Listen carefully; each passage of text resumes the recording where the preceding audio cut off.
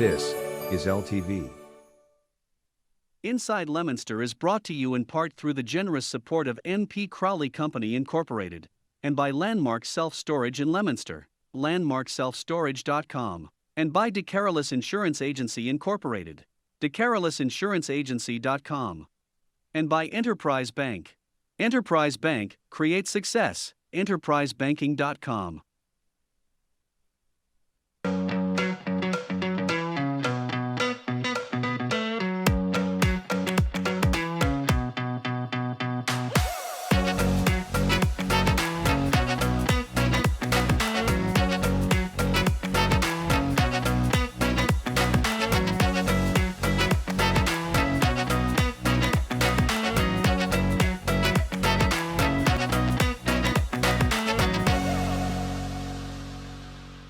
Hello and welcome to Inside Leominster. My name is Dean Mazzarella, Mayor for the city, and we have a special show today.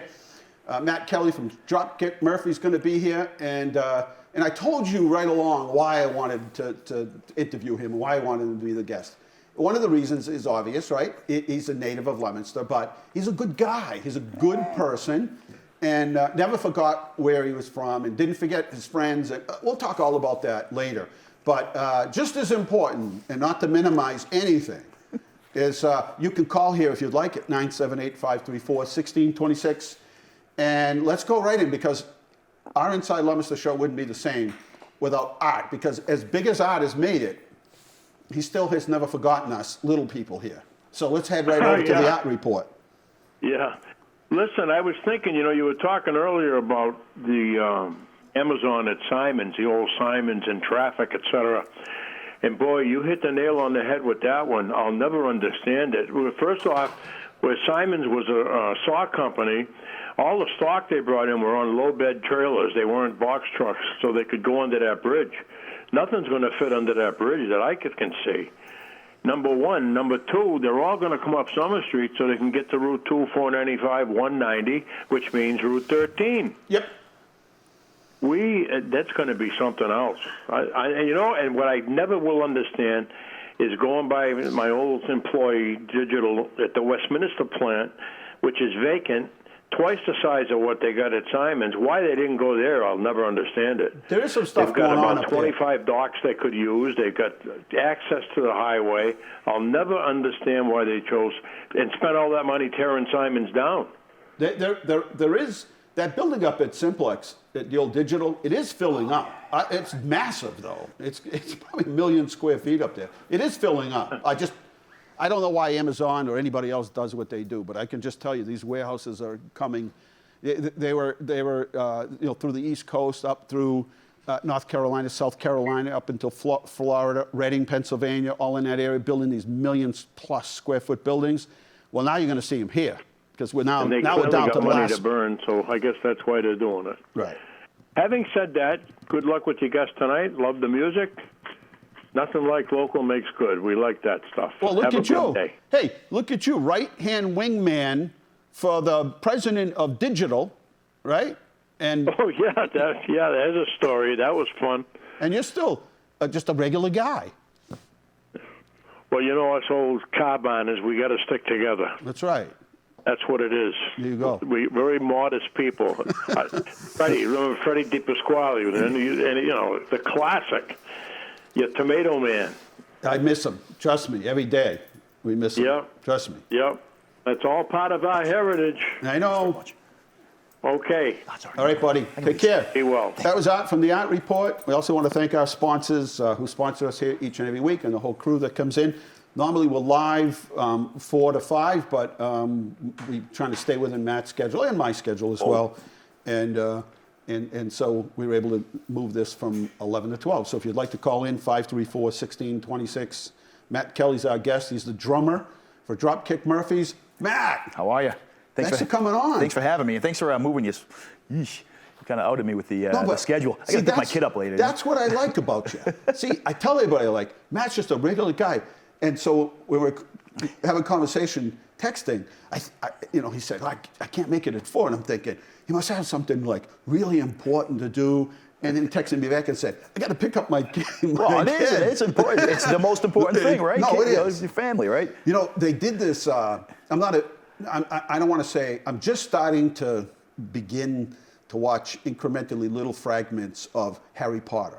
Okay, yeah. I don't know if you were a big fan of Harry Potter. Nah, I'm more of a Tolkien guy myself, but you know. So they did this whole 20-year thing where they got everybody together after 20 years. Oh, and so the producer for the first 2 movies didn't do the third. So here I am Googling. How come he didn't do it? Did he get fired? What happened, right? Right. And he said it took 192 days to produce the first Harry Potter. Jeez. And after 2 movies, he said, I was seeing these kids more than I've seen my own kids. I had to make a decision. I was burnt out, but I could never go back and redo that with my kids. So I was happy to see that you said that. Yeah. I mean, it's when we were younger. I mean, the band's been going since '96, and when we were younger, sure, you'd tour sometimes 11 months out of the year. Unlimited. And like we burnt out in '99. It was 5 European tours, 5 U.S. tours, an Australian tour. That was we were home for like not even a month altogether. And you were also a young guy. Well, yeah. I mean, I was unlimited but energy. But a child. Yeah. I mean, I was 22. The eldest guy in the band was 35. But even still, right. So yeah, I mean, these days it's most of the guys have kids and stuff, and that's paramount, Man, you got to manage it all, and that's a whole nother story behind your life. Is is going from where you went from to playing other bands, trying out. But Carl, welcome to the show. Hello. Oh. Hello. Hi. Hi. How are you? I'm good. Say hello to Matt. Hey, Matt. How are you? What's happening? Hey, Matt, I've been to quite a few of your concerts. Oh, thanks, man. You guys do a good job. Hey, thanks for the support. I appreciate it. Without, not to sound cliche, but without, people coming to the shows, we're nothing. So, thanks. Thank you, sir. I see a lot of celebrities, too, at your concerts. I don't, but I probably try to stay away from them. Yeah. Like who? Yeah, who do you see at the concerts? Yeah. Like who goes? Mickey Ward. Oh yeah, well he's champ, man. That guy's heart of gold, Mickey Ward. Hey Ben, have you ever been to Mickey Ward's memorial in Lowell that they have the circle and the flagpole and all that? Oh yeah. Yeah, okay. I've never seen that. That's cool. Yeah. They got to do something bigger for him, but they have a little circle down there champ, off Industrial Road and the Lowell Connector. And they have a flagpole and a little monument there for him and stuff. Yeah, no kidding. Oh, that's awesome. Yeah, he's a soft-spoken, quiet guy, but he's a good dude, man. Yeah, quality guy. Yeah, that's cool. You ran into him, yeah? Good friend of mine. That's pretty awesome, man. Ben, all I can say is watch out for his right. Oh, tell me about it. I know. I know. He gets liberal with those after. All right, thanks for calling. All right, thank you. All right. Thanks, man. 534-1626. It's one of the things I noticed when I ran into you a couple of weeks ago is much older. You look more of a business person. I'm an extinguished gentleman. Well, this is a business. Yeah. And just like you said, thank you, because if you didn't come to these concerts, we'd be nothing. Well, it's true. Yeah. I mean, think about it, right? So it's a business. Well, of course it's a business, but it's a labor of love, of course. It's what we love to do. It's all I know how to do. Right. I can spell words really well, and I can play drums, and that's about all I So you're a good speller? That's what I got. That's all I've got. That's it. Yeah. But that was your calling, clearly. Well, let's start at the beginning, because music wasn't just you. It wasn't a family of 20 people, and then you developed at a young age, you developed an interest in a passion to play drums. Yeah. You were surrounded by music. Well, think of, Ed Period, a.k.a. Ed Kelly, my dad, right? I mean, he's still drumming, playing in Neurotic Gumbo. Yep. He drummed ever since I was, before I was born. He was in Pugsley Munyon with Ducky and Johnny, Ducky Belleville and Johnny Schuler. And between him and my mom always going to shows and stuff, legend has it that they went to see Rod Stewart and the Faces. I think it was Wallace Civic Center, or maybe Lowell Auditorium. Yep. And I was in vitro. And my mom said I was kicking like a madman in there. So you're playing the drums. Clearly, I like the Faces, Ronnie Lane and all those guys. But you had uncles in the business. Well, I mean, great Uncle Spud. I mean, Spud Kelly. He's he's a mean harp player. He used to play the drums. He's been in bands all over the place. Then we had the Kelly family, which is my dad's Uncle Dan. Sang with Pavarotti. Yeah. Yeah. Imagine that. Yeah, I mean, over in Europe, and they're not well known over here, but in Europe, the Kelly family sold millions of records. You know, I mean, they are like multi-platinum in the German diaspora, Germany, Austria, Switzerland. Hold that thought, because I want to expand on that. Yeah. Carla, welcome to the show. Say hello to Matt. Hi, Mayor. This is Claire Frieda. How are you? Hi, Claire. Hi, Claire. Oh, hi. Are you Kelly's mother? I am, and I've got a message for you, Matt. I think it's important that people realize not that you're the drummer of the world right now, but I think I'm going to go back to 1990. Yep. It was a very important day for the city of Leominster when we dedicated the Vietnam Veterans Monument downtown. Yep. And you were in the band with Kelly, and we asked you in the middle of summer if you would be the drummer to lead the riderless horse and a number of veterans to that monument. And without hesitation, you were the lead drummer. And I think it's something that many of us never forgot, and are just excited that you're as successful as you are. But that's the kind of person you are, and I think that's important to note, that I don't think that's changed. And I'm going to go on to something second that's more recent, is my grandson is in the Coast Guard and absolutely loves you. He's been to a couple concerts with Kelly. She drags him to concerts and, you know, it likes you as much as she does and the band. And she had ordered a jersey for him for Christmas. Yeah. It was his first Christmas in Kentucky. I remember this. And she ordered the jersey, and it was the wrong jersey. And when he got it for his Christmas present, she was disappointed. He was disappointed. She sent an email, and your group, your band, sent him an autographed shirt, sent it overnight so that he could get it for Christmas. And we have pictures. He has a little house that he's renting, and the only thing on his wall is the Dropkick Murphys jersey. That's So really cool, Mrs. Frieda. You've made a lot of differences for a lot of people, and we're proud of you in the city of Leominster, and I'm proud to have watched you grow up and go through the band and be part of a good family, and just thank you for everything you do, and don't change. Thank you very much, Mrs. Frieda. Please tell Kelly I say what's up. That's really cool. You know, I remember getting that together. That's funny. Wow. And the Vietnam Memorial thing was really a somber, grave event. You know what I mean? That was, they were dedicating the memorial because Yep. Still say, we support the troops and support our troops overseas and at home and abroad. And thank your nephew for his service. I don't know if he's still in the service, but yeah, he's in Washington State now. So boy. He's a little far, but his heart's still with all of us. So that's very cool. And please tell him we say the band thanks him for his service. We're very much we do support our troops and absolutely. Well, thank you again, Matt, and continued good luck. Thank you, Mrs. Frieda.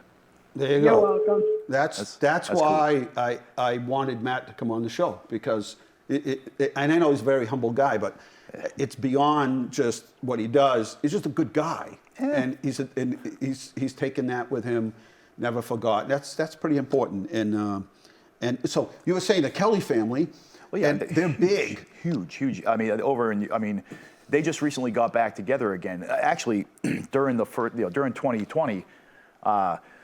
Their records went back into the charts because everybody's home, listened to music, they felt nostalgic. Going to YouTube, and their records went back in the charts, so they got back together and they were selling out like huge places, arenas like within, selling out arena in Mannheim or in Dortmund, 15,000 people, 2 or 3 nights, within an hour kind of stuff. Did you ever meet them while you were out there? Yeah, I lived in Germany for a short while with my cousin Adam, my uncle Larry, my aunt Doreen, in a place called Hamer. It's near a U.S. base. But we did busking. We played Irish music on the streets.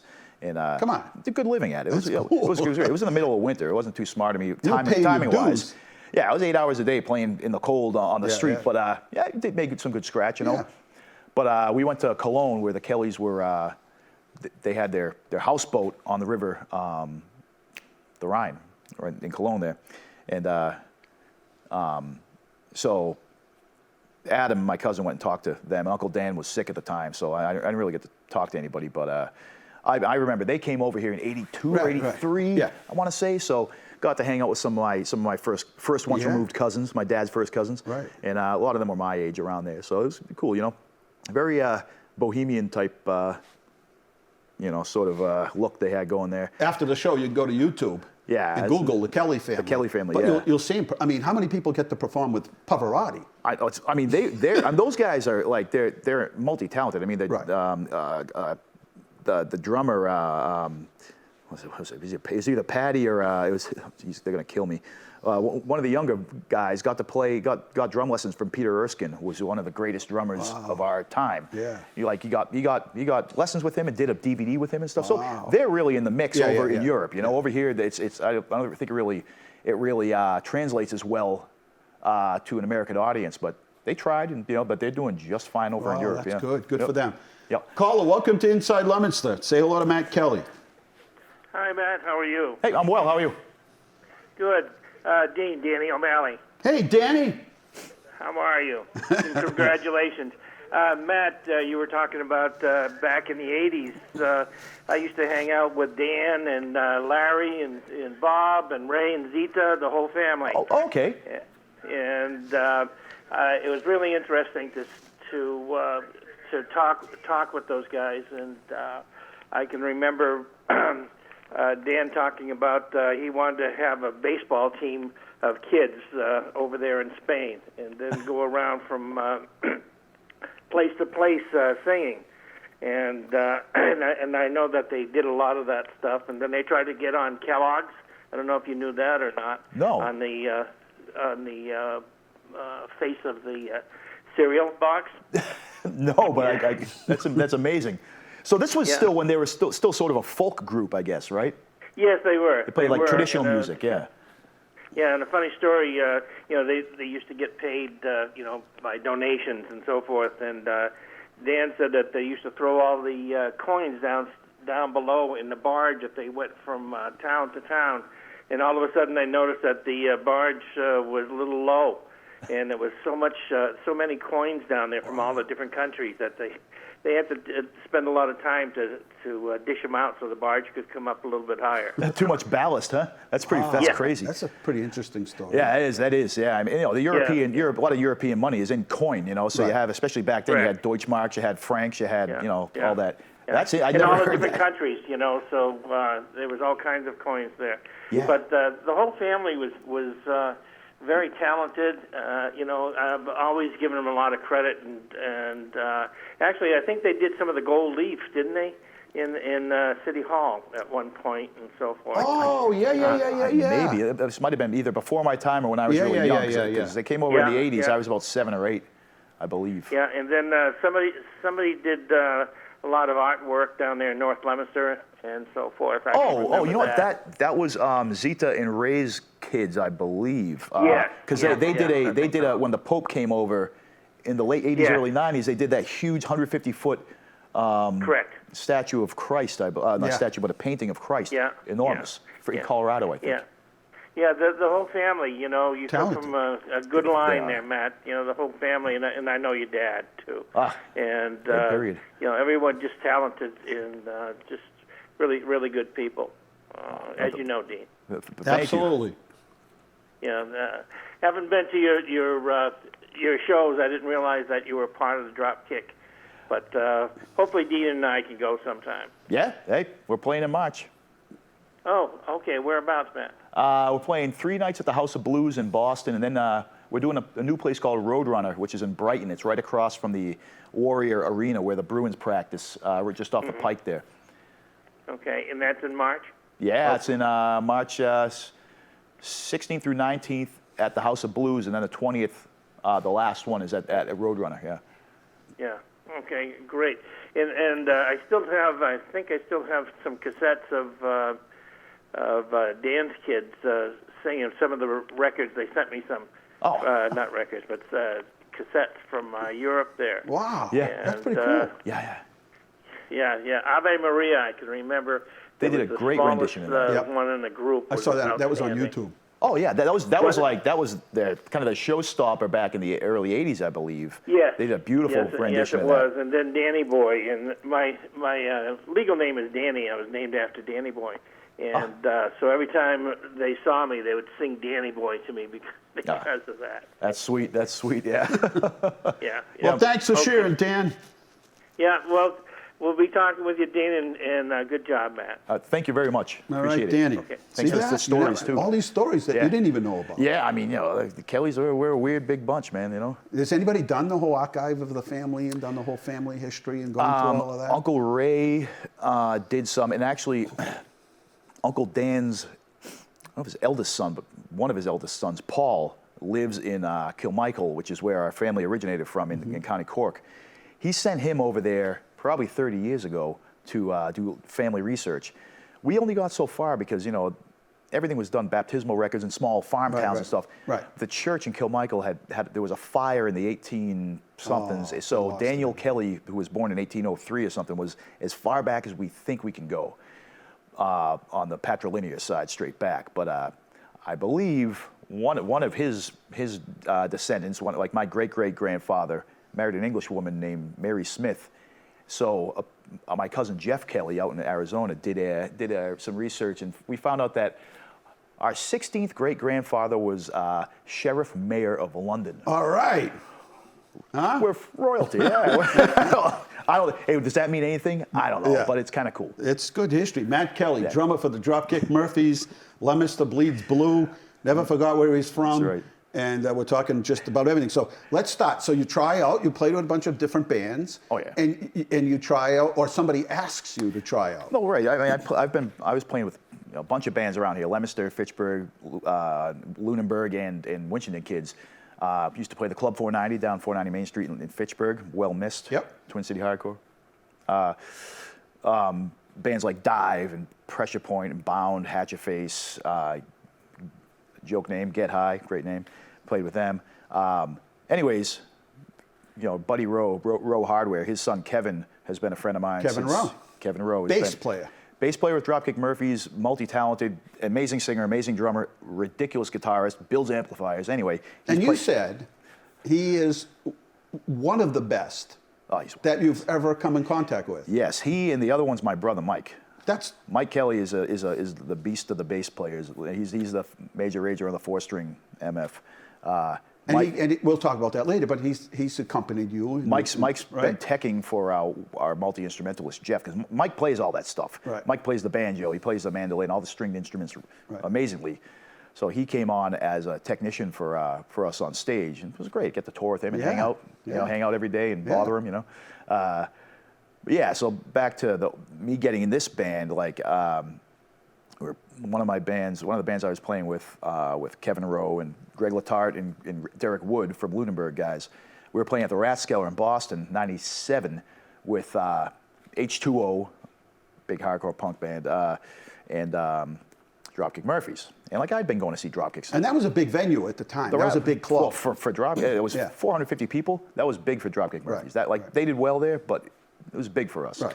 Anyway, my buddy Dave was like, "Hey, you should try out for the Dropkicks. They're looking for their drummer's leaving. He doesn't want to tour. They're going to be going on the road." I'm like, hey, I don't know, man. I love them, but he's like, "Try out." I'm like, So then the bass player Ken Casey comes over. He's like, after Get High played, we played our set. He's like, "Hey, would you be interested in trying out?" I'm like, "Yeah, I like your band. I got all your stuff, It was like 3 7-inches and a tape, but I had all this stuff. Are you thinking really? You want me to try out for Yeah, I'm this like, band? all right, I'd love to, So he gave me a tape of some new stuff, locked myself in the cellar for 8 hours, learned the songs, tried out, and they said, "If you want the gig, you got it." Wow. I said, "Well, yeah, I want it." So then I hung it up, moved out to let's see, where Wollaston and Quincy, and just my buddies stayed on my buddy's floor for a while, and then got on the road. And then it's all. And that was '97. So that's. And then the band just became popular and more popular, and then,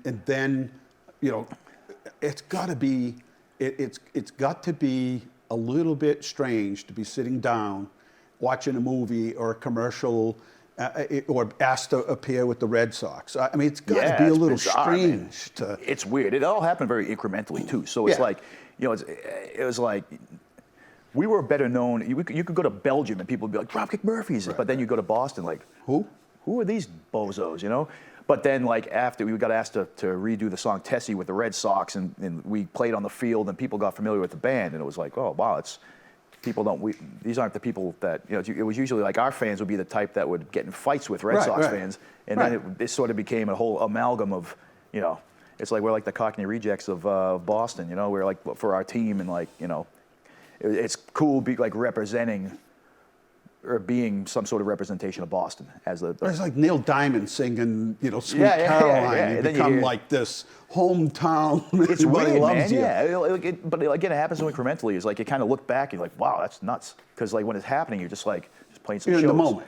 Yeah, you're just playing shows and wow, we get to sing the anthem on Fenway Park, or like get to play at the Boston Garden before the Bruins. It's like, this is killer, but then you're not looking at like, oh man, we're freaking, how cool, how great are we? You know, it's just like, let's not screw up. Okay, cool. Right. That's what you're focusing on. Yeah. Then someday you look back if you ever have time, but you're always moving forward, right? You know, so you never really have time. Yeah, it's just like, you know, you're doing what you do. It's you know, you're not saving lives. You're not reshaping the, you know, you're not reshaping the world. You're just doing your thing and making some people happy. So that's great. Well, you know? yeah, but it's bigger than that. This is bigger than you. It's bigger than that. This Yeah, thing's it's bigger than grown. some of its parts. Sure, it is. But it's just like when you're doing it, you're just doing it, making sure you do the best you can. Right. Because people are coming to see you. People are paying to come to see you. Sure. You don't want to jip them. You know? You want them to be happy, have a Yeah, good experience. absolutely. Something they talk about forever, talk about their friends, and remember 20, 30 years from now is some of their favorite moments. I saw that guy drop a drumstick like 10 times. Yeah. Nobody saw it, but you noticed. Other drummers might have noticed. Don't I know it? It's like, oh no, that didn't just happen. The worst, yeah. But it's got to be when you're watching the movie The Departed. Yeah. And you're there, sitting there for the first time, and a song comes on, and you're the drummer. You're part of that band, and millions of people have watched that movie. That was a trip, man. I tell you, what happened, like, you know, with all the songs going to be in the movie. Oh, cool, Departed. Okay, that's, wow, some big actors. Wow, Jack Nicholson, et cetera, et cetera. Wow. Did you meet him? No. That's all done other places. No, that was like LAS. I don't even know. Yeah. I think I saw some of them filming some scenes around Boston and Fort Point and stuff. But you know, we had just got off a tour, a European tour, so we're all jet lagged to hell, and you know, like, oh, the premiere is tonight. So okay, so you get home, unpack your bags, and like hop in the car or a cab and like get down to the whatever theater it was. And, did you all go? Did everybody go? Yeah, we all went. Yeah. Oh, it was like a big deal. Yeah, it was a big deal. Like a song in the movie, cool. And like it was Liz, my wife, and I, and James Lynch and his ex-wife. We're all sitting there, and like song comes on, and they're like, this movie's pretty cool. This is cool. I like this a lot. Yeah, and the song comes on. It's like, this is weird, man. Like it was like it doesn't seem to fit. Whatever. It comes on again, and the climax, the big chase scene. Like, huh, it's so weird. We walk away like, oh, strange, man. And then anyway, a month later or something, we got the DVDs because, you know, we had a song in it, so we get the DVD, you know, before it comes out. And my wife and I are watching it like, oh, that's pretty cool. All right, that's okay. I guess it fits. Cool. But that song being in that movie, it's Jesus. That really.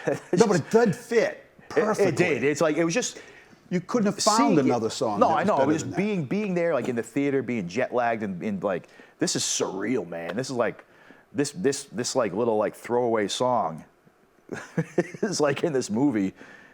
It's weird, man. It just sunk. It needed time to germinate, I guess, to sink in. It's like the scene in Show Me the Money. Did you hear me? Yeah. Show me the money. Right. You couldn't.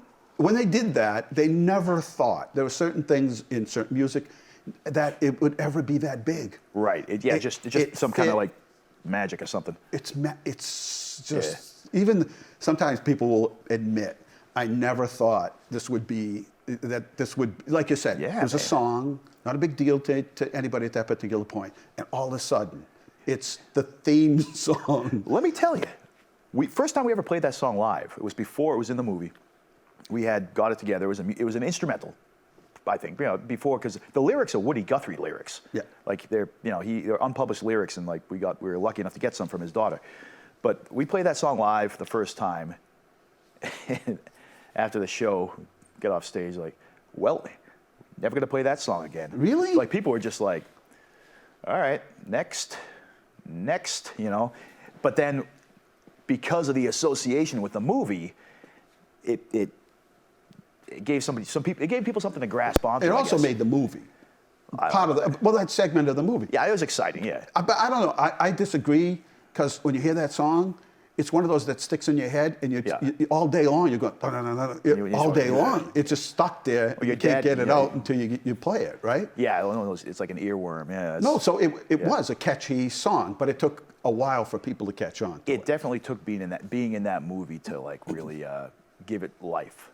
And we're thankful for that. It's great. All right, so then when we were talking a couple of weeks ago, my question is always, and even if people like live in California, wherever they live, I'm like, did you ever bump into anybody anywhere, overseas, anywhere, that was from this area or Leominster? And you had a good story. Oh, Jesus, let's see. A kid from Lunenburg. Somebody went up and said, "Hey." We were playing a festival in Switzerland, the French part of Switzerland. I think it was in Monterey. I can't remember. Somewhere in Switzerland. Anyway, Montreux. We're playing a festival. It was the Specials were one of the big bands playing, and Lou Reed was one of the big bands playing. Oh, that's pretty cool. Nice, And so we get there. The typical morning. You get up, you have your coffee, load in, and then you're sitting at the catering area hanging out, and some dude comes by, American kid, like, wow, he's like, I thought I just saw Kevin Rowe from Leominster. And I was like, you did. Kevin's here. He's like, Kevin from Dive? Like, yeah. He's like, I'm like, yeah, I'm from Leominster too. He's like, what's your name? Matt Kelly. I went to Leominster High. He's like, what? Holy cow, man. What are you guys doing here? Like, playing the Dropkick Murphys. And we're in Switzerland. Yeah, at a festival, outdoor festival. And it turns out it's Aram he's been in many, many bands. He's a very, an insane guitarist. He was playing with Lou Reed. Right. And and Kevin knows him a lot better. I personally don't know the Did they hook fella up? too well. Did you? Oh, yeah. I'm like, dude, okay. Kevin, you get he's like, whoa, what the heck? We're in Switzerland, and two Leominster dudes, three Leominster dudes. That's funny. So that was bananas. That was like, wow, man, that kid, he smokes a guitar, man. And like that night, we saw a tiny bit, and then we had to leave because we had to make it to the next show. But man, the kid he's a talented dude. I mean, you got a lot of Mike Devin, I went to St. Leo's parochial school with him and Leominster High. He played in Whitesnake for 20 years, probably. What's he doing now? I don't know. I know he's not playing with them anymore, but he's probably doing something great. I mean, that guy's, Because it wasn't that long ago that people went to concerts and he was there. I would say pre-pandemic or something. Oh, yeah. He left them 2 or 3 years ago, probably, yeah. Because I know they played out by me in Boston, and he was with them. I know that at the Pavilion. So I'm interested in this, and we were talking a little bit about that. So you're on the road, right? A wife you absolutely adore and cherish. Absolutely. You make mention in a number of interviews. My beautiful wife, my lovely wife. I mean, you always say things like that. She stuck by me for this long. I knew you were going to say that, but you always say that, and so and you have a child, and so tours coming up, and you're on the road. What's it like? Because looking at it from TV or YouTube or watching a video, looks like this is a big production. This is big. Oh, it's a production. Yeah, I mean, we got besides the band, there's like 8 to 10 guys behind the scenes, making stuff happen. You have the sound guy, you have the monitor guy on stage, you have all the technicians on stage, and everybody's they're building the set carts. The stage is like, you roll your stuff onto the stage, and these carts kind of fit together, so it's it's like a multi-tiered area. Yeah. And you all have your little quirks about where everything goes, how it's adjusted. I got to set my stuff up just right. Or I set it up differently every time. It's maniacal, but you think you did it the same way. Yeah, I'm a little slow like that. That's all right though. But no, I mean it's a multifaceted, manifold machine of just our crew are the best there are. I mean, we roll through town. You'll hear from like local crew and local venue guys. Like their crew, they're respectful, they're polite, they get their job done, they work their butts off. I mean, and they're great guys. I mean, most of the guys in the band just hang out on stage like during the day because those guys are working on stage, changing strings and this and that. We hang out and shoot the breeze with them. I mean, you know, they're all somewhat local dudes. Team members, yeah. Yeah, it's all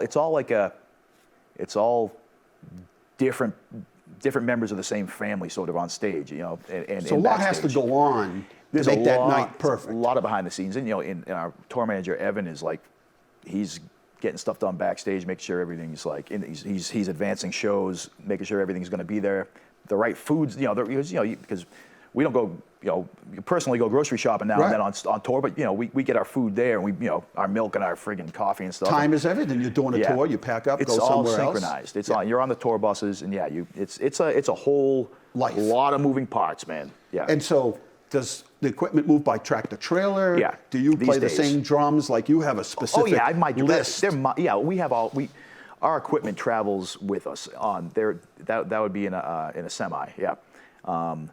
Most of our monitors, like our on-stage speakers that we, you know, that stuff, all our, you know, guitars, drums, amplifiers and stuff, that's all our stuff we bring on the road with us. And we have a set in Europe that we shipped over there. Another set? Yeah, because I mean, you're over there half the time anyway, you know. So, right. And you want to have your own stuff, because we've done the rental thing, and like, usually gets a short end of the stick as the drummer. Right. Like, no pun intended, but you get over to some place and you get some rinky-dink drum kit that like, you know, the wrong sizes, and you're already feeling you're jet lagged anyway. Yeah. But yeah, so we're on the road. We travel we rent tour buses. The guys we're in tour buses, and you know, you sleep at night. The driver drives overnight. You get there in the morning. You grab your coffee and you go to work, set your stuff up, and you know, get some books. But it takes a certain. I mean, it's a job. It's a lifestyle too. It's work. It is. Of course it is. I mean, there's a lot of downtime, but the on time is just go. And especially, I mean, everybody in the band, it's this way, but I think especially being the drummer, if I make a mistake, the band sounds bad. So I have to be laser hyper focused on what I do. They're counting on you. They are, and like, you know, the drums are the foundation, and if I mess up, sorry guys, you know, I don't want to mess up. It's a lot of pressure. Yeah, it is. But it's something. And you're okay with that? I'm fine with it. I mean, it's not for everybody. You know, being on the road and stuff. Like, I know people who have been in the band, people who have been in bands on the road, and like, this is not for me. I want to be in my own bed every night, and use my own toilet every day, and to be crass. No. Anybody's been in a hotel it's a room thing. more than 2 days It's knows a thing. what you mean. Yeah, I mean, venue toilets, and you know, or just lack of sleep. You know, it's like going to the gym but not eating as well as you could, and you know, not getting enough sleep. So it's a tough job, but it's awesome. I love it. No, you wouldn't trade for anything. No, it's what I love. Matt Kelly's my guest. If you have any questions you want to ask him, 978-534-1626. In case I missed something or you want to say hello, our Facebook site is blowing up. I don't know. I don't want to. Let's see. Lauren Marie says, I'll be at the House of Blues on St. Patrick's Day, an annual tradition. Thanks. You need to do a concert here in Leominster. You know, open the Club 490 in Fitchburg. We'll play there. Lots of shamrocks, Very sweet. A lot of that going on. That's awesome. All right, so if you had to pick a favorite, your favorite, maybe not the band's favorite venue, what would it be? Do you have one? Ancien Belgique in Brussels. Really? It's not the biggest, but it's awesome. It's like great. How many people would be there? 3,000. 3,000. It's actually no, 2,000. Sorry. It's just a great venue in the middle of Brussels, in town, because a lot of these big venues are outside of town. So like you can't go. You know, you don't got nowhere to go. It's in town. So during the day you can go like to the villages. There's a record store. It's great. There's great coffee shops and cafes. I have a lot of friends who live. Belgium's a very small country, so you play in Brussels. They all come and hang out. We go to this bar called Le Porte Noir, which is built underneath the wall of the city in an old convent from 1,000 years ago. 1,000 years ago. 1,000-year-old building. So in that venue is just great. The staff are awesome. The sound is great. The Flemish and Wallonian fans, the Belgian fans, and the people who come from other countries come there. So you look forward to that. Oh, it's a great venue. Right. And again, it's not the biggest, because I mean, we played Forest National outside of Brussels, which that's probably one of the greatest shows greatest audience shows we've ever had. The participation was just unreal. Wow. Now you make me want to go over there. Oh, Europe. I mean, like, America's my place, but you can't deny the the intensity of a British crowd. Right. Not British, excuse me. Right. A European crowd. Right. Who's really into this? Oh, it's great. It's great because it's like they don't. It's like I think a lot of times, especially in the bigger cities in America, people are afraid to look goofy. Yeah. And in Europe, there's like we're partying. Yeah, this is like soccer in Brazil. Well, it's that kind of Passion. fervent intensity. Yeah, exactly. All right, it is. we have a clip. Kyle, do you have that? Do you guys have a clip there? And I didn't tell him I was going to play this. Oh boy. But is it me dropping a stick? We have 2 clips. all right, Okay. play the one that. Either one doesn't matter what clip. All right, you got one for the end. We've got the 2008 one. Yeah, let's play that. That one? Okay. Yeah, let's play that. I gotta look at my ugly mug for a while. He doesn't know what's going on. Yeah, I don't. That's okay. Yeah, we keep pretty busy, Not like kids now, so it's not like 11 months out of the year anymore. But yeah, coming up, we do have a lot of stuff because we just recently put out a new album. Well, September. So you want to tour on that, kind of get it out there, get the word that the things. Right, there's a shelf life of when an album comes out. Yeah.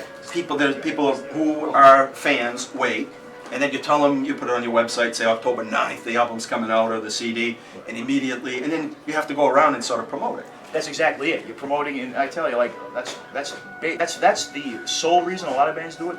But I think, as far as a band like us, the only way to really, not to toot our own horns, to experience us is live, because it's just bedlam. And I mean that in a good way. It's just. All right, he doesn't want to see the live show is anymore. crazy. It's a great time. He's like, that was me. I need a haircut. Let your hair down. There you go. Get a shave. That was 20 what? 2008 or something? Was that 2000? Was that really? It was a long time ago. And so why you've been one of my favorites of all time, everywhere, is because when the interview was over, I said, so where are you off to? And you said, I'm going to go see my buddies down at Market Basket. That's what you said. And I said, this guy can go anywhere he wants. This guy's like big time. He's made it to the big time. But he still remembers his buddies and the people he used to work with down there. And that's what I think people from town remember the most, is how humble you are and how you didn't forget anybody along the way. I mean, you play in a band. It's not like you're not a doctor, like saving lives and stuff. Yeah, to us here, it's a big deal. Yeah, I guess it's perspective. I don't know. It's like it's a big deal. I do my job. That's and I love it. I'm watching The Departed, and a song comes on. I'm watching a commercial, and one of your songs is on the commercial. Oh, yeah. Where there are millions of people who watch this. Yeah, it's weird. It's like it's a big deal. Yeah, it's but like from our perspective, I don't know. From my perspective, it's like, well, that's weird. You stayed grounded. I guess. Yeah. Important. Was that important to you? Yeah. Well, I mean, you gotta remember where you come from.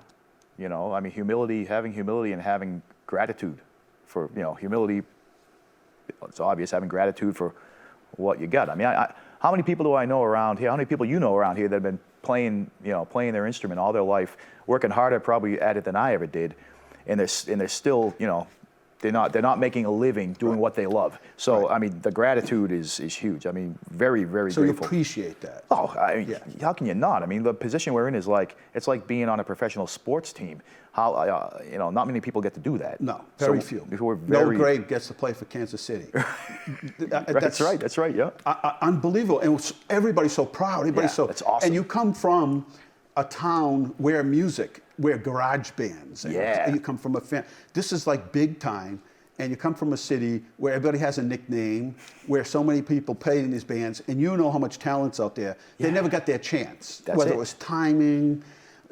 So many different They didn't want factors. to tour. Yeah. Right? So many Guys like factors. Mark Marquis didn't want to spend their life touring. Right? Unreal. There are a lot of people like that. There are. Him, Johnny Girard. Johnny Girard didn't want to spend their life doing that. All these great musicians, and and I got the opportunity, and I'm forever grateful to the guys, to Ken and at the time Rick and Mike, for asking me to try out.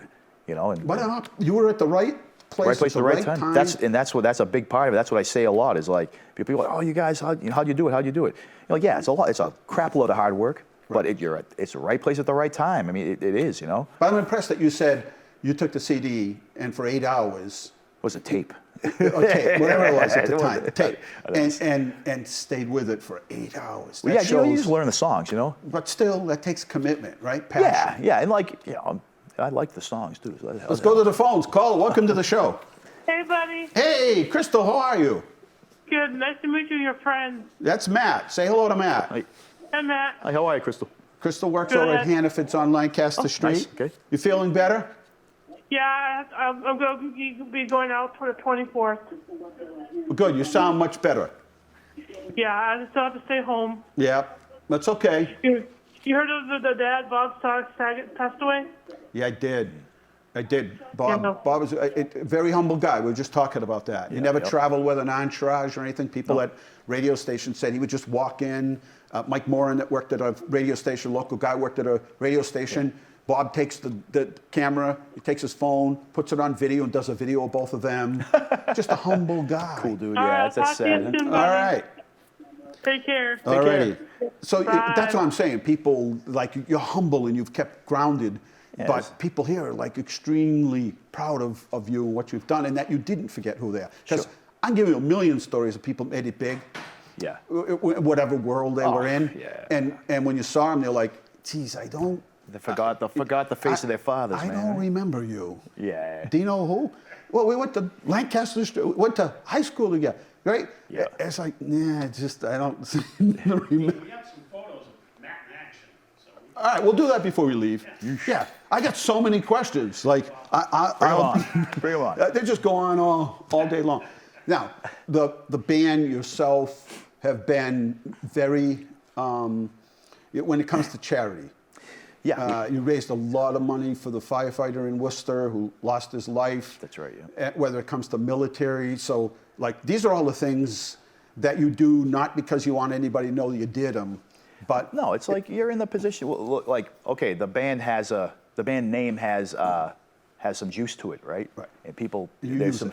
So we use that for our charity called the Clatter Fund, like clatter rings. You know, most people of Irish descent will know you wear the heart thing.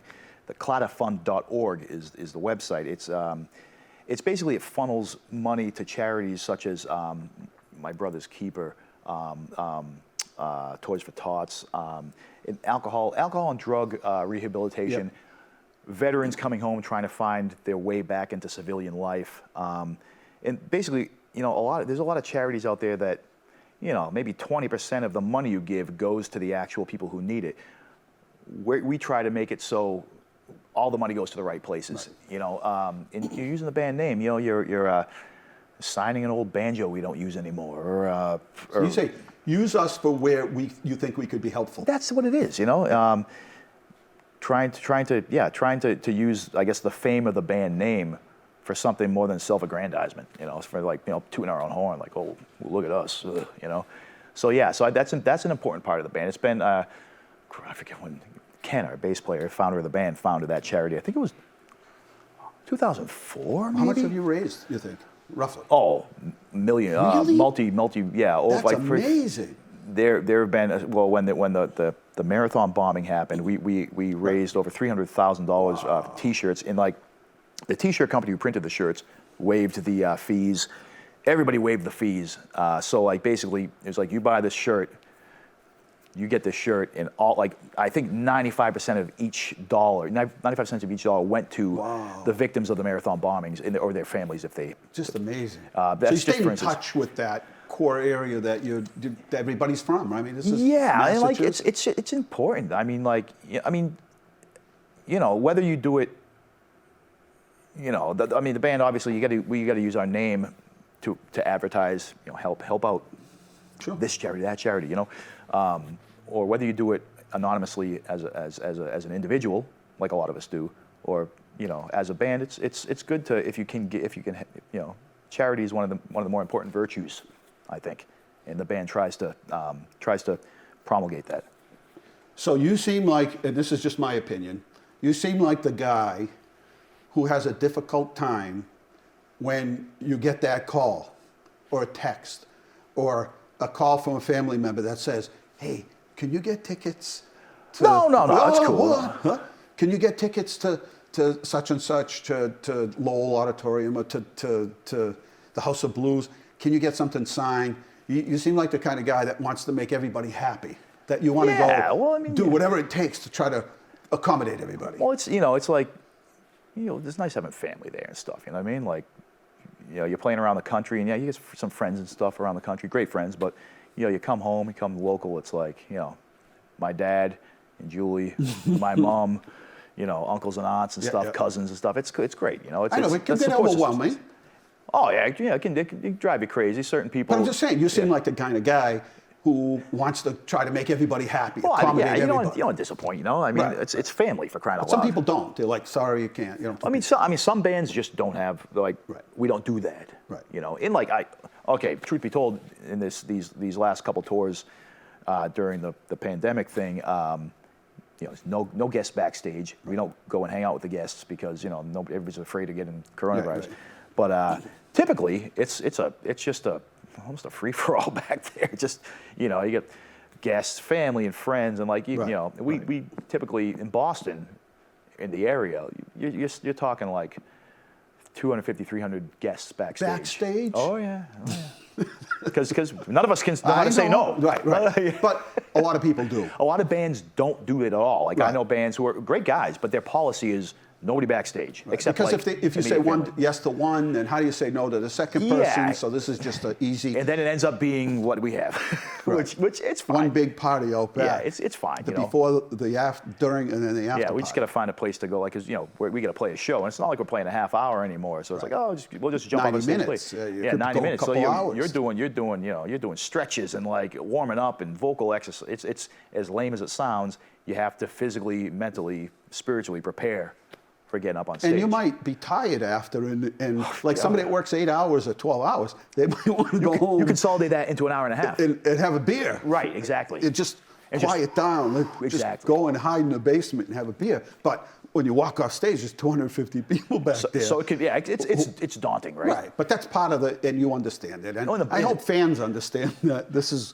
a job for them and work. They love it, and they love everybody behind the backstage. But they also, you know, they're normal people who have good days, bad days. They're on tour. They're packing up to go to the next location. They're going overseas. What a schedule overseas that you have. It's pretty. It can be pretty tight. But I mean, you know, overseas, it's like the same as here now. I mean, it used to be over here. You know, you'd be driving in the van, you know, with a trailer, and I or one of the other guys would be driving around the country. And then you go to Europe, and like, oh man, you get in the bus and you just sleep instead of driving. You know, somebody else drives for you. But you go double-decker buses. It's great.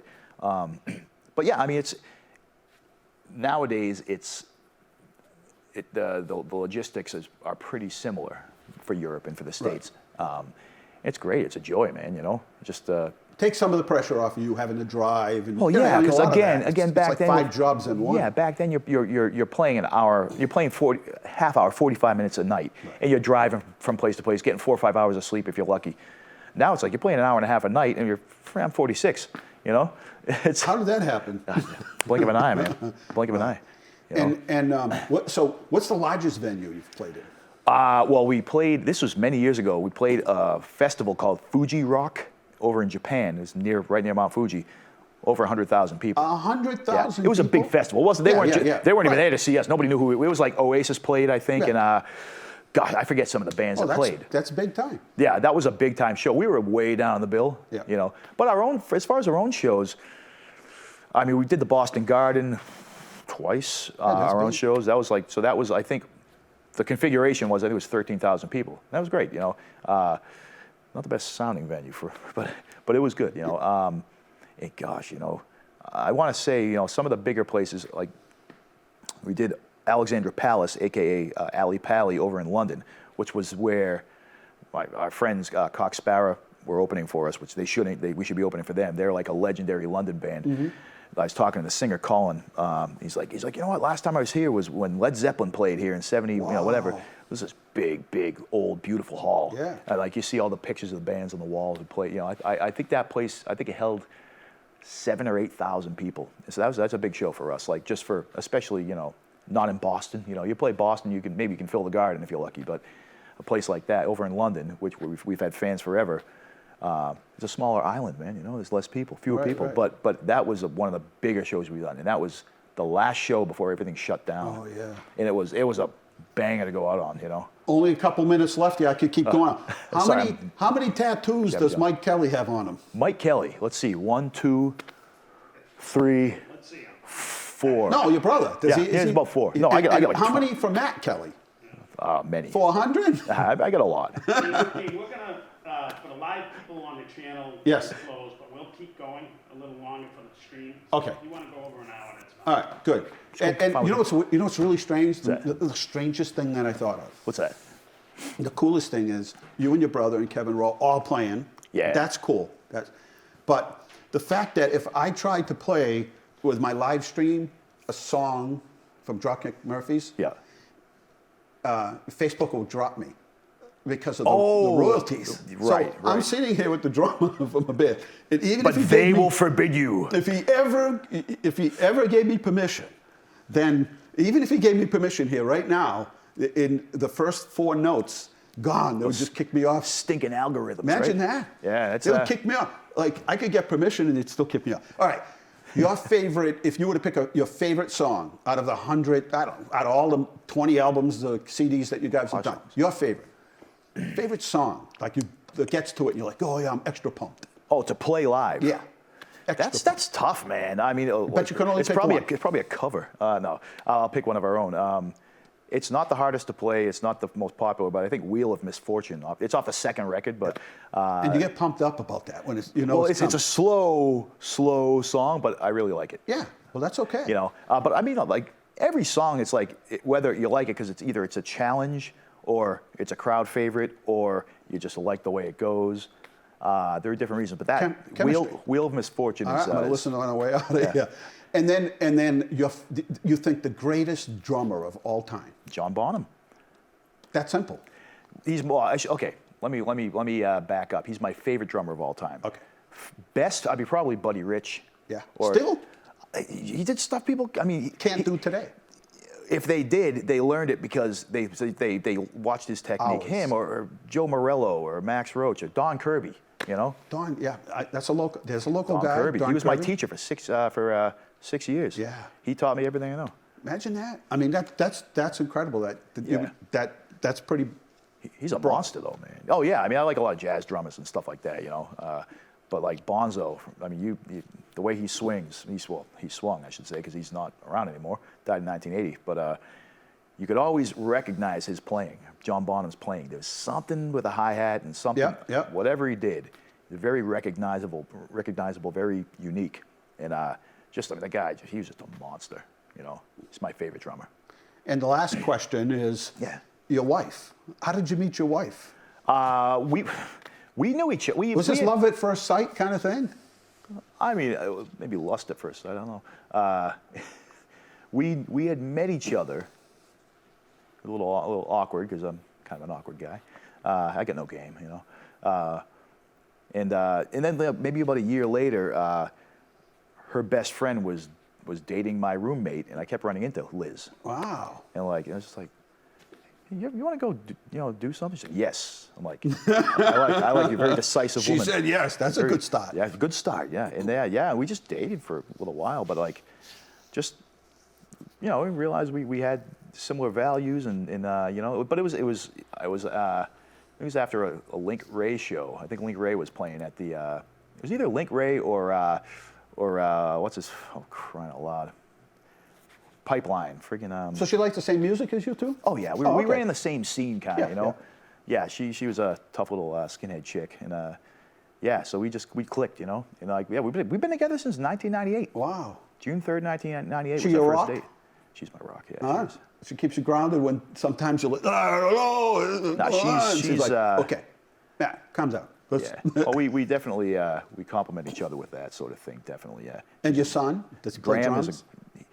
He's got a little drum kit, but he likes playing my drums. He likes going down to the practice space and playing my drums. He's a pianist, though. Right. He said, I want to be a jazz pianist. And I said, really? So all right. He wants to be an engineer. He wants to build stuff like rocket packs and stuff. Nothing wrong with that. And he wants to be a jazz pianist. I said, make sure you get that engineering degree and play. You can play jazz. Not everybody. I know. Your nephew is a jazz. He's good. I keep looking at him. He's great. You kidding me? Where did that come from? He's awesome. Well, you know what? I mean, we got to give my father credit because there was always music playing. My brother Frank, same way. Okay. I'm the same way. And our portfolio of music is all over the place. There is everywhere. My brother Frank, it's maybe he doesn't listen to country. But Same rockabilly here. Same here. Rockabilly's as far as I go towards country. And but other than that, It's everything, like stuff that's so obscure that probably 3 people. All right, before we leave, I want to show this. And then this way, if Facebook kicks us off, it isn't going to matter. Right, okay. And then we'll stay on. We'll talk. Okay, cool, yeah. What do we got? Oh, boy. This is like, what's my line or something. Yeah. He gets nervous when he doesn't know what's coming. Jesus. I mean, you know. Oh, yeah. You lift me up, you bring me down. This kid is a champ. You make our whole world go around. We put our time and faith in you. We may waver, but you never do. You're good as gold. You're right as rain. That's a You very, very take rare no record right credit there. and you take no blame. So lift me up and bring me down. Drop the needle, spin the record. Meet up with the boys in the morning. We're headed down to Skippy White's. I'm gonna hang out at Suco's. I might have a hot dog, I might have a fight. When you find your prize, you better You get along with everyone in the band? Yeah, it's like you got, it's like with family, sometimes like you don't oh yeah, it's important to weirdos and band, of course, but we get along, yeah, it's like, you've known these guys for, I mean, these guys more than half my life, you know? I hate making videos, I hate being on camera. This was hilarious, this is fun.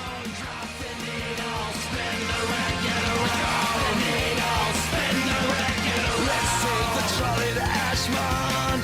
Hop on the red line, me and the gang. I'm gonna spend my last $3 on a minor threat single attack.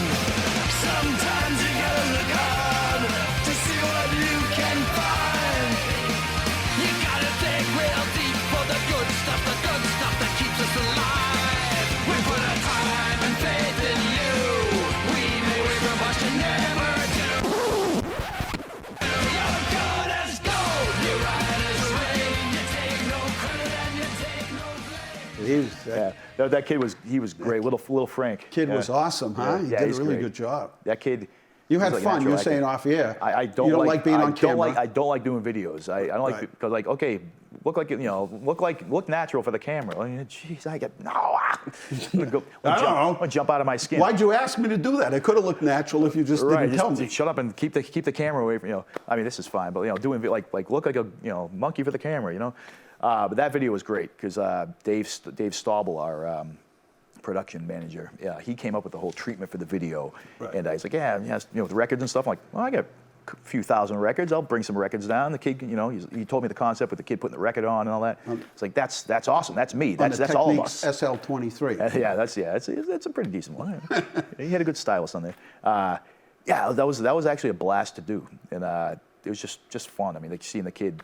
The kid was acting, but I could tell he's probably pretty excited too because he's sitting there in the driver's seat of the car, and like one of the guys has his foot on the gas and foot on the brake over there. So it looks like the kid's driving. It's great. They during the pandemic, they interviewed Frankie Valli. Oh yeah. And they said, hey Frank, the guy's like 80-something years old. Awesome though. And and they said, hey Frankie, how you doing through the whole pandemic? And he sounded like a little like Joe Pesci. And he said, I'm hoping to get out of here and get on tour again. Yeah. And then I remember watching YouTube videos of you guys during the pandemic. Yeah. And you couldn't tour, you couldn't really go anywhere. And I'm thinking, a little bit of a, hey, we get a rest. We get to rethink. Kind of, yeah. Right? A little bit of a plus side. Try to look at the plus Trying of to something. look at the positive, definitely. Let's look at our business model. Let's look at our music model. I'm sure that a little bit of that was going on.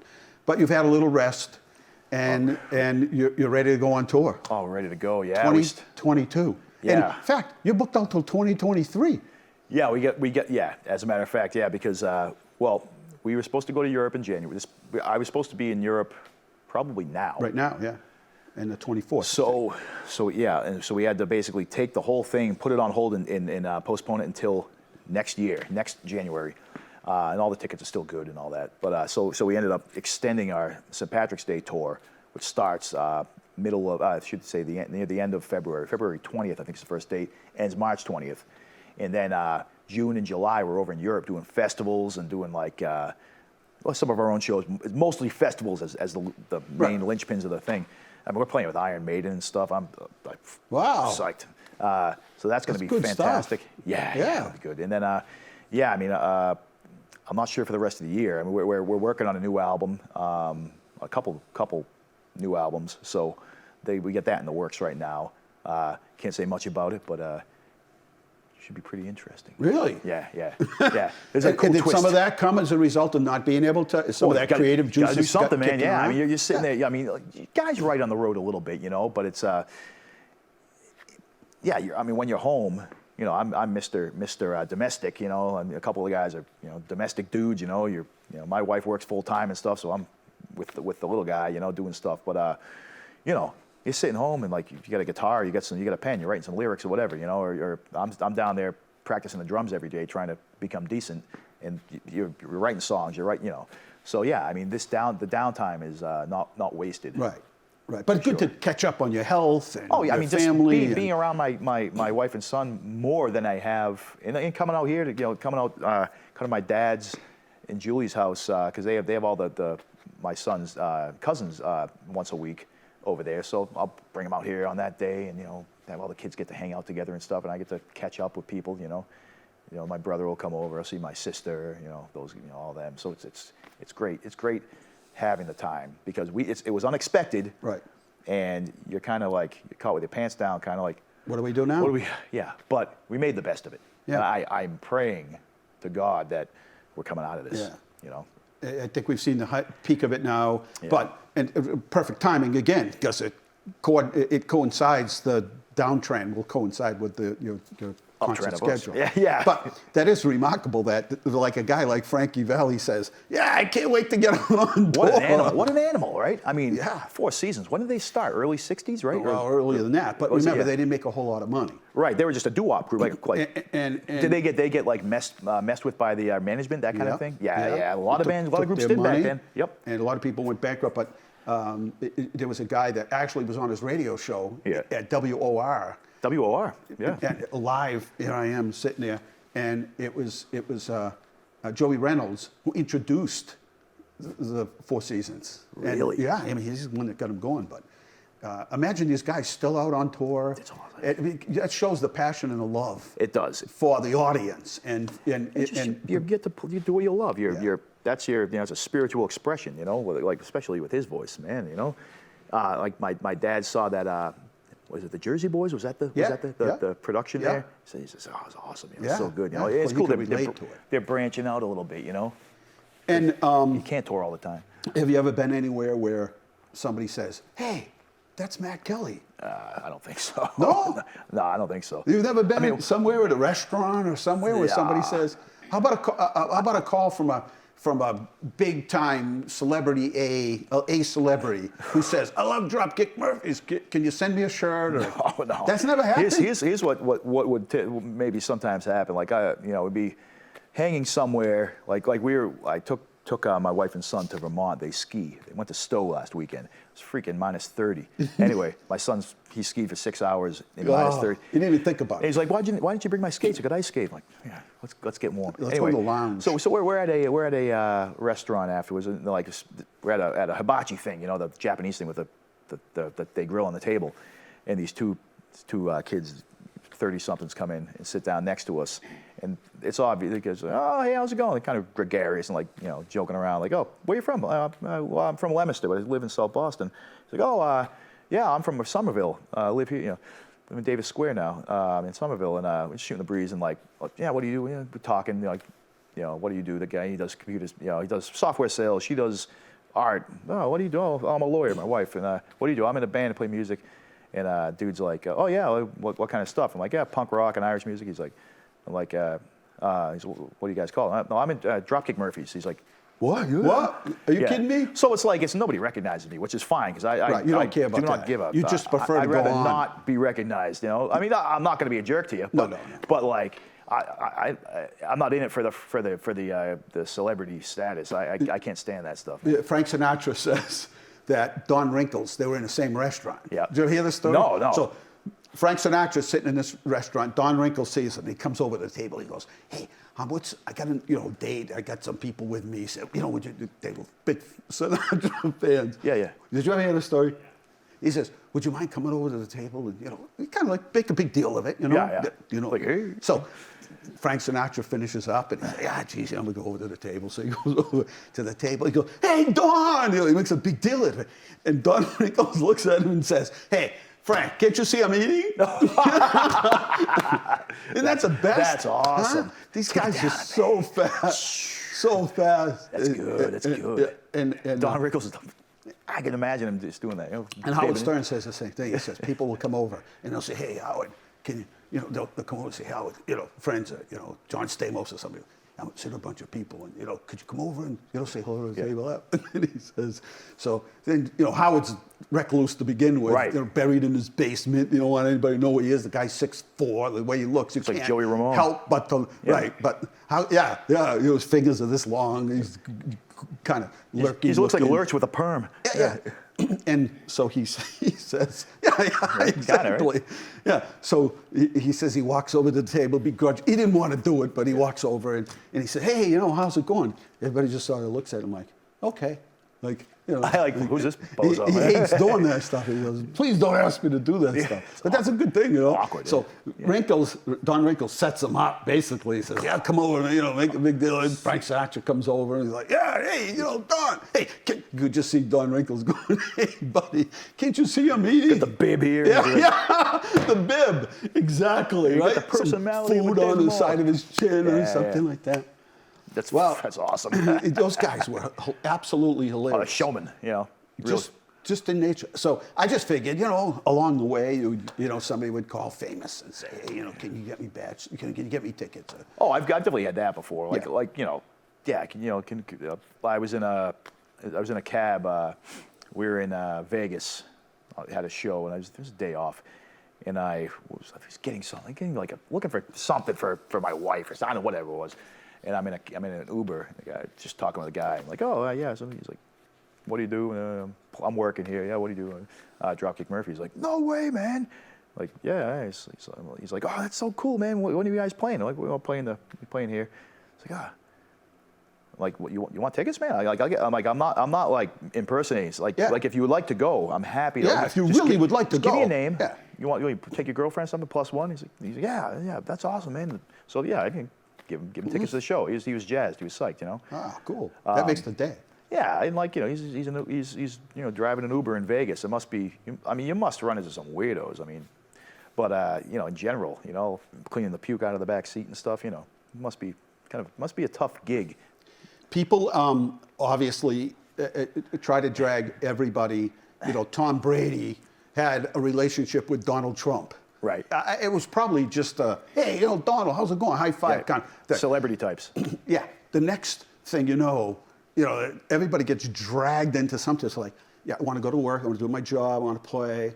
I don't know the world cares that Matt Kelly has a position on, supply side economics or something, right? I don't know anybody who really cares about it. No. But people tend to drag you into it, or they use your music.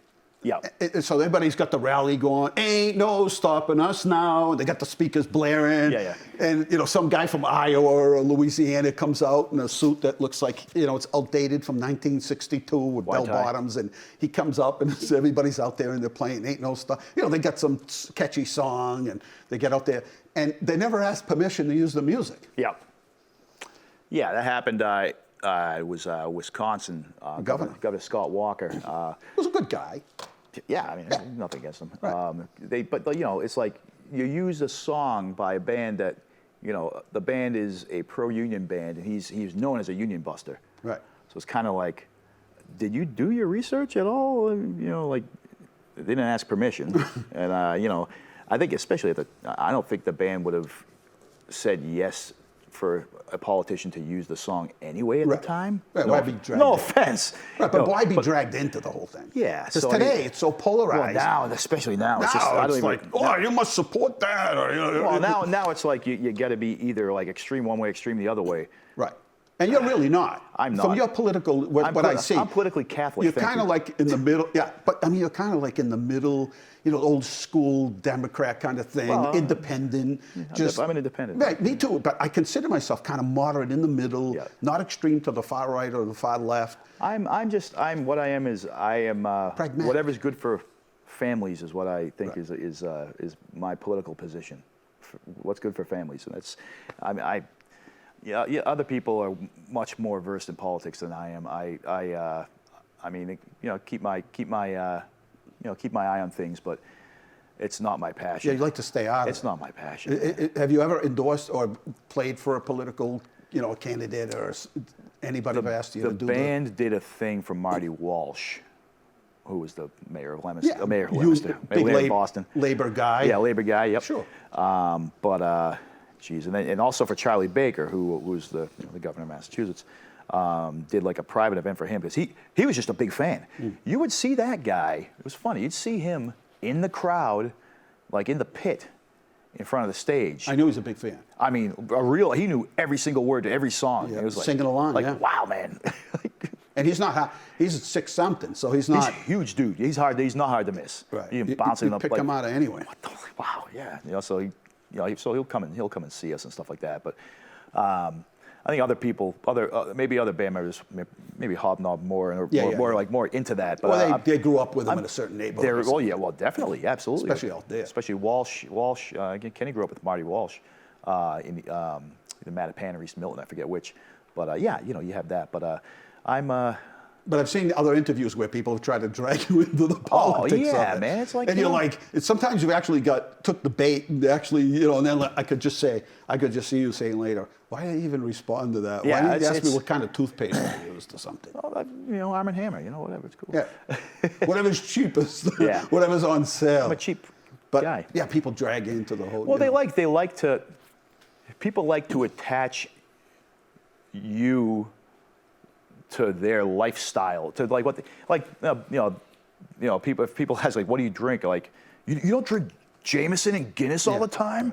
Like, no, no. Like, why? Well, it's Irish. Like, yeah. So. Like drink Wachusett ale. Right? I do. Yeah. No, I'm just saying that. So today everything is identified with. People are try to put everybody in such a box. Label. It was very like, you'd find that a lot in places, and no offense to them, places like Germany want everything like Irish punk rock with these kind of flares from Boston. It's like everything has to be categorized down to the T, and everybody wants to be categorized down to the T. And it's like, whatever, man. I'm a dude. Yeah, people want to. You want to be a stereotype. You want to live up to a stereotype. Most of the guys in the band don't drink. Right. Either anymore or never really did. And it's like, I'd rather have a gin and tonic than Jameson. Give me a headache. What did we forget? I mean, oh God, let's see. An hour and 20 minutes. Did I forget anything? Is there anything you want? I mean, if this is your hometown, this is the hometown TV station. Anything I forgot? Anything you want to say? I was hoping to run into Jay Mills and Jeremy Hill. I saw them. Old Twin City hardcore boys, kids I went to high school with. Commenting on my Facebook page. Yeah.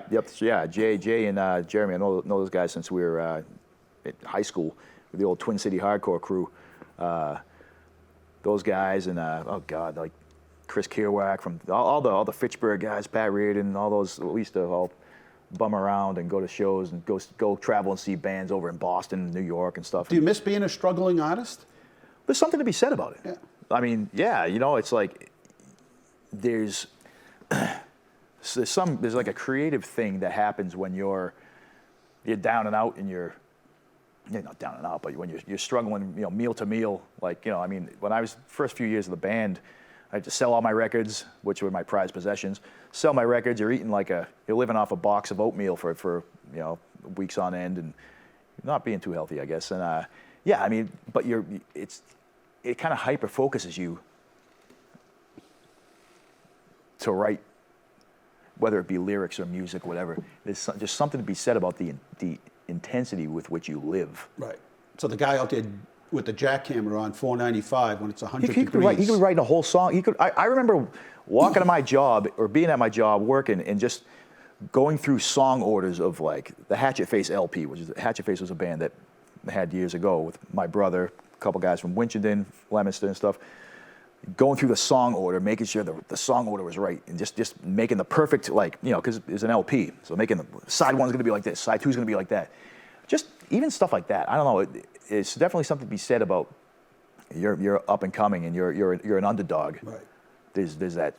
You're at your some best. spirit. You kind of are. You know, they say you have your whole life to write your first album, and you have 6 months to write your second one. Yeah. You know, so it's, And a guy like Paul Anka wrote 900 to 1,000 songs. that's just insane. I mean, some people just have got it. You know? They have it. That's a gift. Yeah. Oh, it is. How do you write how do you write 900 songs? I mean, half of the songs for Frank Sinatra were written by somebody else. Yeah. Frank Sinatra was ready to hang it up until he got a call from Paul Anka saying, "Hey, I got this song here my way," or something like that. He's ready to retire. It'll go. That won't go anywhere.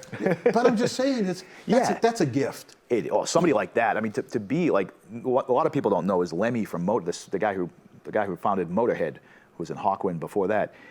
He's written songs for like Ozzy Osbourne, written songs for like Lita Ford. He's that talented. Yeah, he's not talented anymore. But but he wrote Motorhead songs, but then he wrote all these songs for all these like other heavy metal and rock people that you never knew. Like, oh, Lemmy wrote that. What the?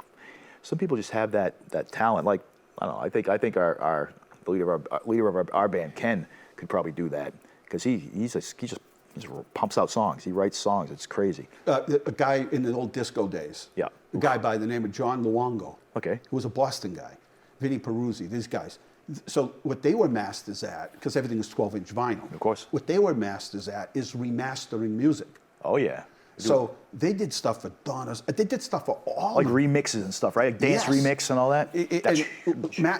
And Vinnie Peruzzi passed away.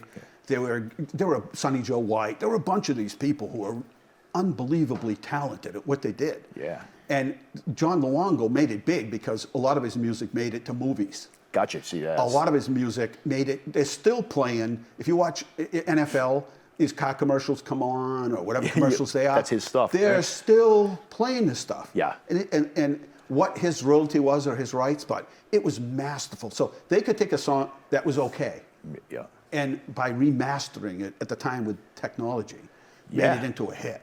Yeah, you're putting tape loops in there, and you're just remixing, like bringing out different things that might have been way subdued in the mix. You bring the stuff out to make it at the forefront, and wow, that's catchy, you know. Stuff that, because hindsight being 20/20, you could take a song that you heard and you like, I can improve. Like a guy obviously would have to have such talent, right. But you could take a song, listen to it, like I can improve this song by bringing this up, getting rid of that, or change it, taking the 5-part vocal harmony, bring this one to the forefront, bring that one down.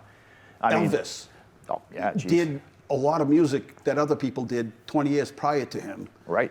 And when Elvis did it, he was the king, but it sounded so much better. Look at Blue Suede Shoes, Carl Perkins and stuff like that. He took those songs, his stuff, and like a lot of the he took songs that were like by small time black guys. And like who didn't make a lot of money. They didn't make they got poor they guys, got screwed over by record companies. The agents. Yeah, agents, record labels and stuff. Because they're like, well, yeah, here, sign here. Awesome, I get a record. They're excited. And then but he took that and brought it to the masses. Like just incredible. And that's what brings me to, and that's why I like to get Kevin on, Kevin Rowe. Oh, I'm sure you get your brother on, your dad. Got it. When you come back from tour, we'll do that. Because be awesome. The question I would ask Mike Kelly is, Mike, are you more, if your brother offered you and they offer you a full-time gig playing with Dropkick Murphys, or you could do the tech side, which would it be? I think you'd have to probably have a conversation with. No, his I'm wife. just saying. For a lot of these people, they're really into the tech side. Well, some guys. That's I mean, my brother's like beyond talented as far as his playing. A lot of guys I know who they're decent musicians, but they're great techs. Right. That's what I'm saying. I know guys like not my brother. My brother is both. He's an amazing musician. He's a great tech. But I know guys.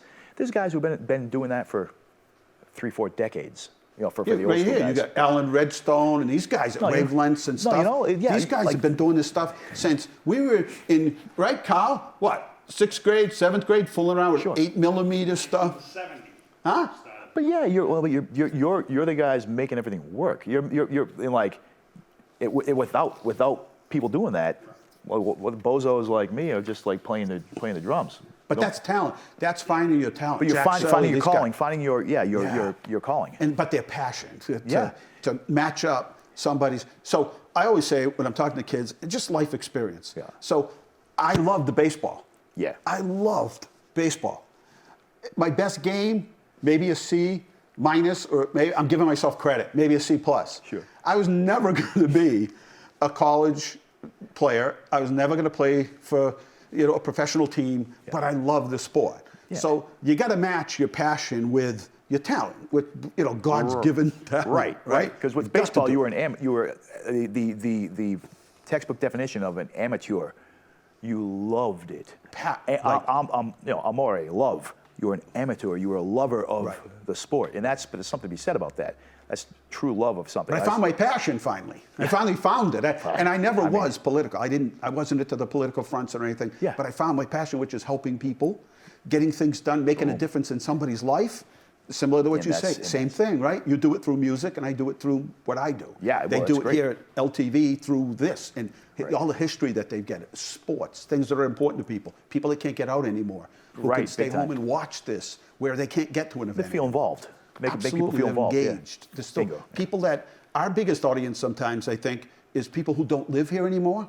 Yeah. But miss it every day, and so they stay engaged. Get a little Leominster. Every day they're like, I bleed blue. So, but for your brother, I wondered, like, I know he loves to perform and play, but then I see him on the other logistic side here, on the techie side. Mike's got a good story. He does, yeah. So we'll get him on. We'll get your dad on. Anybody else, we'll bring them all on. It'll be a lot of fun. You get my dad and Johnny Schuler together down here talking about they've been playing music together since '68, I think, something like that. Yeah, we'll get them all. I mean, it's. To me, I feel really like blessed because as far as music, I got the 50s. Yeah, man. I got the 60s. I got the 70s. I mean, I've got it all. Yeah, and I've been fortunate, but I was also brought up with people like Carl's father and all of their age group, who Carl's father performed professionally, right? What did he do? He was a piano player. He almost toured with Glenn Miller, but he played professionally. Like a jazz band guy. That's legendary. That's knowing the scales, man. That's a calling right there. Yeah. And the garage bands, I would spend my time listening to Andrew Marama, going to Montagna's house down on Middle Street. Mark Marquis and his brothers, everybody had these garage bands. My whole life, the disco thing, rock and roll, hard rock, punk rock. I've experienced it all. Yeah, I grew up at the exact perfect time. As far, because you saw rock and roll become, from what it was in the '50s into the early '60s, late '60s, '70s. I mean, it just grew. Yeah, it expanded. We saw Ed Sullivan say, "Here we are from Liverpool, England. The Beatles." Beatles, yeah. I mean, that's we saw that. Life changing, right? Imagine that. Changed the life of a lot of people. That's what so many people I talk to say. I mean, that's just. What's so cool is like a lot of young kids are finally getting to see that thing. The thing on there's a Beatles thing, Get Back, that just came out. Get Back. Oh, it's great. Even my wife likes the Beatles. I force her to listen every Sunday. We listen to the Beatles, but in the morning. But she's like, oh, I love this song. Like, oh, it's so good. And just to see them working and interacting together, I think bringing what they did and the importance of what they did to a whole new generation of young people who don't realize that the Beatles were the building blocks of so many things. I think it's so important that came out now. Hopefully it gets people back into rock and roll and stuff, But you know what, though? They were controlled. Yeah, we're going to wrap it up in 2 minutes, okay. Cal. They were controlled by, people at radio stations could make or break you. Oh, yeah. So a guy like Joey Reynolds started playing, Four Seasons records when nobody else would play them. Yeah. And then other people say, hey, what's Joey Reynolds playing? Because what was a big deal is nighttime radio for young people. AM, right? We used to listen to nighttime radio, and we would listen to all these new bands that were performing on AM radio. Yep. Well, they could make or break you. Right. Today, you don't have to be so reliant. Not at all. We're not reliant at all on radio. On radio stations. But like back then, of course, yeah. Social media. Yeah, it's almost like it's the new radio. I'd rather radio, but I'm kind of a Luddite that way. No, but I'm still listening to AM radio. The problem is there's nothing on it, but I mean, there's Sports radio. religious stuff on there. Yeah, right. But they're not the deal maker that they used to be. No. I mean, people like FM, that won't be a thing, right? There's no more BCN. No, or AAF or anything like that. BCN, Oedipus, right? He had the first punk rock radio show in the country, I want to say. Broke punk bands in the 70s. Do you realize WILD? In Boston. It was Boston, yeah. Was start off with blues, but it was basically African American music, and then it turned. It was the very beginning of that. That was a base for people that lived off Blue Hill Ave, or people that moved out of town, but they stayed in connection with. They had. I don't know if there were 50,000 watts, but when I heard WILD is gone, I'm like, that's the end of God's creation. How could you take AAF, BCN, all these things, how could they all be gone? Nobody would ever have thought. I know, like 20 years ago even, like wow. And then they had FNX in the North Shore there. Yeah. All these great radio stations. It's weird. I mean, technology got too far ahead of humanity. Look at Mistress Kerry. She worked for AAF for a long time. She could have went to work for other places, decided this is the place I want to be, and the next thing you know, they get bought out by a Christian radio station. No, but I'm just saying, the parody of it all is like, what? It's crazy, right? And now she's got, she works. She has her own. She has her own like podcast. But she works at a radio station as well. She's working again. Yeah, and but I'm just saying, they used to have so much power they could make or break you. Big time, absolutely, yeah. And then you had the whole payola scandal thing too. Yeah, the people pay to play. Yep, pay to play. Yep. Right. It's just it's funny how radio is almost it's a superfluous paradigm now. It's there. If I like your kind of music, go online. I go online. Yeah. I can go to Simply Radio and all these apps and find a radio station. That's not a real radio station, but it operates over the internet, and they play everything. Yeah, they play a million bands that sound like us. No commercials, nothing. Yeah. They just play. Right. No, totally. I mean, that's what a lot of people do. Like, oh, my Spotify. Yeah. Yeah, like I listen to records, man. I still buy records, but still listen to records. I still listen to CDs. Really? I haven't picked up a CD, and everything's. Actually, I bought a couple CDs recently, but everything is here. Carousel. Yeah. I wanted to buy a record. Yeah. I used to. They haven't made those in 7 years. They're like this big, though. Yeah. I wanted to buy a record disc over the holidays, but they're 24, 25, well, that's $30. They're not $5 anymore. Yeah, I'm like 80 grams is $65. That doesn't matter. It doesn't even matter as long as that's the thing. Is like 180 gram. If it's mastered poorly, 180 grams is a big chunk of. I don't care as long as they smell good when I open. Yeah, it's the you know what some of those yeah. Wrap it. All right, we gotta go, man. An hour and a half. Has anybody ever done an interview and chatted with you for an hour and a half? A few. Really? I had 2 cups of coffee today, so I'm like, Me too. Yeah, it was zipping around like. Well, thanks a million. No, thanks so much. The highlight of what we've done the last 2 days. No. There are very few people that on my to-do, that I always wanted to meet kind of thing and bring on. One was Mother Teresa, and I had my chance to be with her. But a good friend of mine that I grew up at Lancaster Street School, his father passed away. I had to decide, go to the funeral or go be with Mother Teresa up in New Bedford. And I know. And I would have been. That's the right thing to do. The mayor of New Bedford, Mother Teresa, and me in the same car. And the mayor of New Bedford she wasn't over 5'1". Right, yeah. Mother Teresa wasn't over. It would have been me. New Beige. Sitting in the back seat like this. You and New Beige. Cruising around New Bedford. But that's amazing. I have a small list. I think you did the right thing. I have a small list, and you were on it. So there you go. I'm not worthy, but thanks. That's cool. Thank you a million. Thanks for coming on. We're proud of you. Thank you for having me. Thanks. Keep being you. That's the most important thing. That's all I can be. Keep on keeping on, but most importantly, just keep being you, and pass that on to your kid, and your kid will be himself. I hope so. And He's a good boy. all the ladies got mushy about the fact that you talked about your wife and talked about how you met her. Right? You see that? No. But I noticed. I'm opening a dating app. No. Everything I've read, you always seem to mention that. It's an important thing. She doesn't like the spotlight. She likes it even less than I do. Yeah. Like 10 times less than I do. So she's like, yeah, get out of here. You've been watching Inside Leominster. Also, we've been doing this streaming, and I hope you've had half as much fun as I've had. Thank you to the whole crew here at LTV setting this all up, and thanks, Matt. My pleasure. For doing this. We'll get we'll have a family thing. We'll get your brother on your right. We've got a lot of talent, and my dream before you leave. And I discussed this with at a number of occasions with Stevie Chick, who passed away. I said, my dream, my dream is to get all of the Leominster talent and put them all on stage. Maybe it's a 2-day event or a 3-day event, but put them all on stage. Get them all up there. The young, the old, the new, right? The kid that just picked up the car.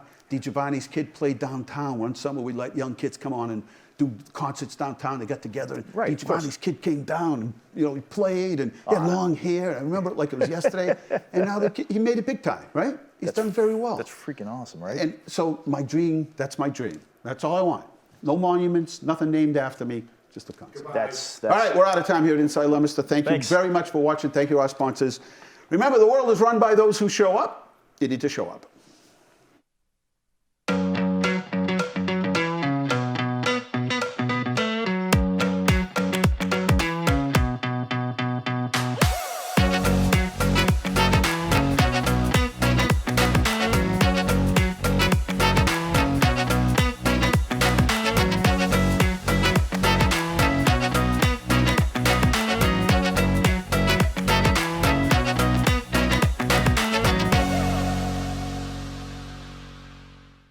Inside Leominster is brought to you in part through the generous support of N.P. Crowley Company Incorporated, and by Landmark Self-Storage in Leominster, landmarkselfstorage.com, and by DeCarolis Insurance Agency Incorporated, decarolisinsuranceagency.com, and by Enterprise Bank.